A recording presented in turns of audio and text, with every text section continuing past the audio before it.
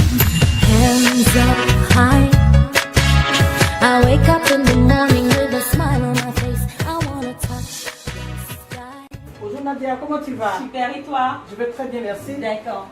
Bonjour très chers internautes et bienvenue sur Dialyse Conseil. Heureuse, nous sommes encore aujourd'hui de vous retrouver pour traiter d'un autre sujet, chair de ma chair. C'est le sujet du jour.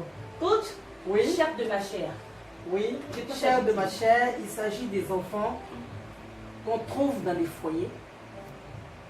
Parce que les enfants, ce sont ces êtres-là qui sont innocents, qui sont adorables.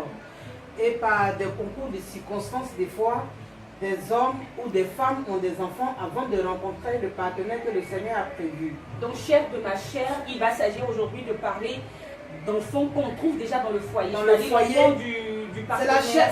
la chair de la chair du partenaire, que tu prétends aimer et que tu n'aimes pas, En réalité. en réalité. Donc, il va, donc C'est de ça qu'on va parler D'accord. aujourd'hui. On va parler du fait que beaucoup de personnes ont des difficultés à aimer les enfants du conjoint qu'elles ont épousé. J'aime ce monsieur, j'ai tout fait, enfin il a montré que je lui plaisais, que je l'intéressais, que je suis vraiment la femme qu'il lui faut. Il m'épouse et puis sa fille est ma rivale. Les femmes ont l'impression, qu'elles sont en rivalité avec la mère de la fille. C'est archi faux. La mère de la fille est partie avant que vous n'arriviez. Donc votre devoir, c'est de conquérir le cœur de votre mari par tous les moyens. Avec l'appui du Seigneur, quel est le moyen le plus facile pour vous? C'est d'aimer l'enfant que vous avez trouvé. La chair de sa chair, c'est si facile. Et les enfants sont si offerts. Je reconnais qu'il y a des fois qui ne sont pas faciles. Justement. Ils ne sont pas faciles parce qu'ils Justement. s'opposent à vous. Ils ont l'impression que vous avez pris la place du père ou de la mère. Mais l'amour brise toutes les barrières de glace. L'amour brise les barrières. Et l'amour affaiblit les personnes qui pensent qu'elles sont fortes. Quand un enfant vous fait des crises, vous en retour, vous manifestez de l'amour. Et comment se manifeste l'amour? Parce qu'il y a des personnes qui font quand même des efforts, mais elles ont en face des enfants assez tenaces. Vous posez des actes d'amour et puis vous développez une indifférence ponctuelle. C'est-à-dire que, je prends un exemple. Par exemple, vous mangez à table tous. Le plat de l'enfant est là, il ne voudra pas manger à table, ou bien à table, il fait toujours tout pour vous embêter. Vous faites comme si vous ne voyez pas. Son plat est là, des enfants qui refusent de manger quand le conjoint qui a épousé, le parent est présent.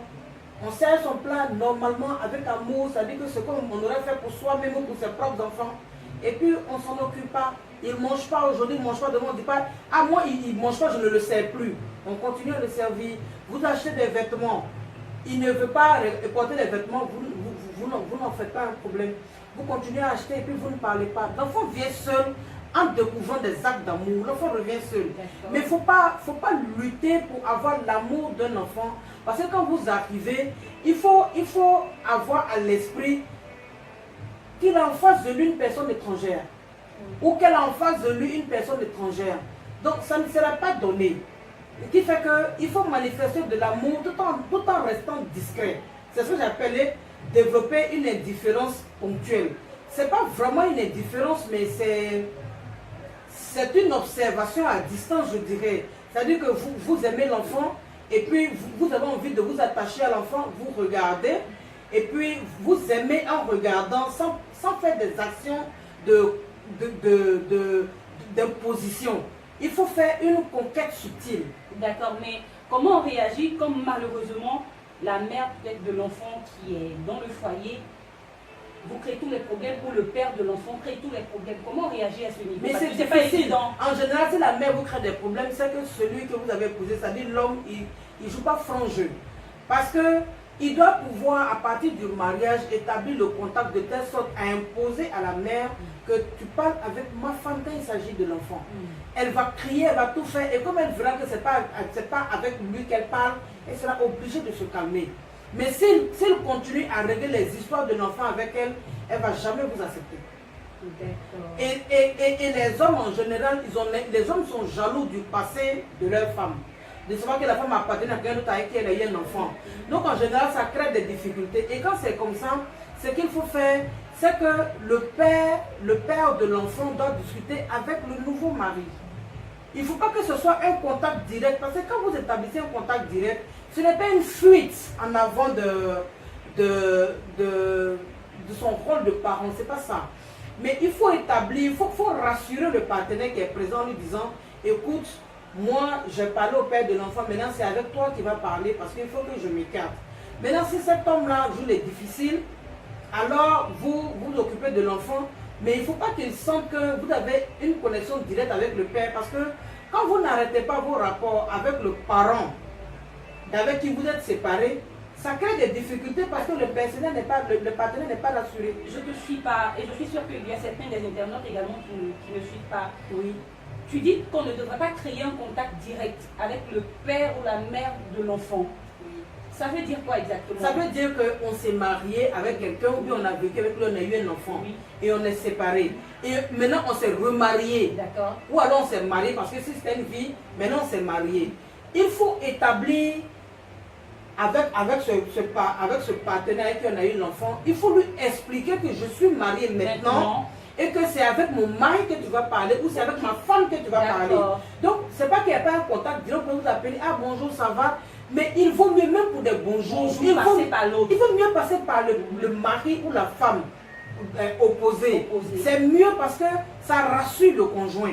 Beaucoup de fois, le conjoint ne dit pas qu'il est en difficulté ou bien qu'il ne comprend pas, parce qu'il ne peut pas comprendre qu'on puisse tout se dire et que vous soyez unis et qu'à côté tu aies une relation avec quelqu'un sous prétexte que vous avez eu un enfant. C'est vrai que vous avez un enfant, mais qu'est-ce que tu fais de la vie avec lui?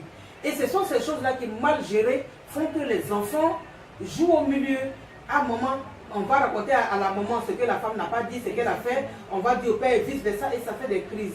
Mais quand vous arrivez à régler ça de façon responsable et à tenir les deux parents vraiment associés avec le partenaire opposé qu'on a épousé, en général, tous ceux qui avaient des velléités de méchanceté, tout de suite là se sentent bloqués. Et qu'est-ce qu'on fait quand on a en face un enfant qui part en vacances chez l'autre conjoint et qui va raconter peut-être tout ce qui se passe à la maison, ou bien lorsqu'il appelle maman, ou il appelle papa dehors, il raconte tout.